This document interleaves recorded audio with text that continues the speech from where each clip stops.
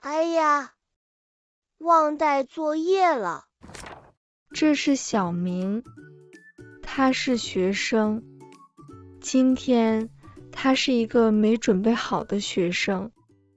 小明走进教室，老师站在前面说：“上课了，请大家拿出作业。”小明打开书包看了看，啊，作业呢？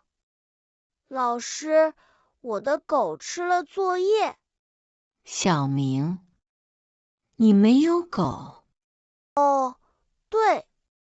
接下来老师说：“请写问题。”小明打开书包看看，啊，我的笔呢？我没有笔。他问同学：“我可以借一支笔吗？”同学点点头，给了他一支粉红色的笔。老师说：“小明，明天带作业也带笔，好吗？”好的，老师。第二天，小明早早来了，他带了作业、2支笔，还有一本书。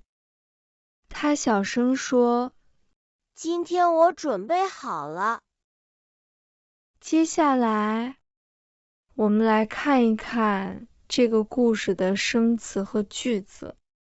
我的狗吃了作业。我的狗吃了作业。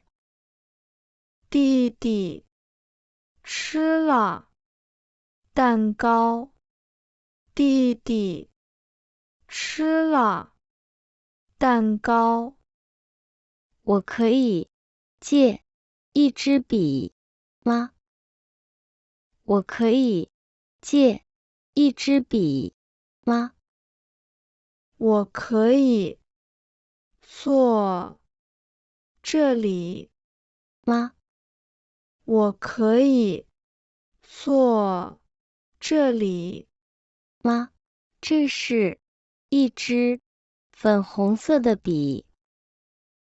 这是一支粉红色的笔。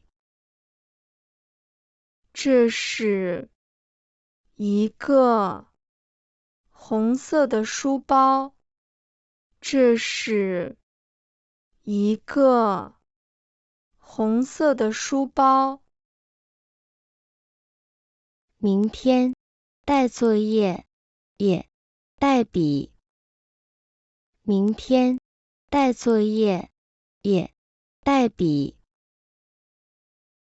明天带水也带午饭。明天带水也带午饭。今天我准备好了。今天我准备好了。今天我做好了作业。今天我做好了作业。如果你喜欢这个故事，记得看看我们其他的精彩故事，继续一起学中文吧。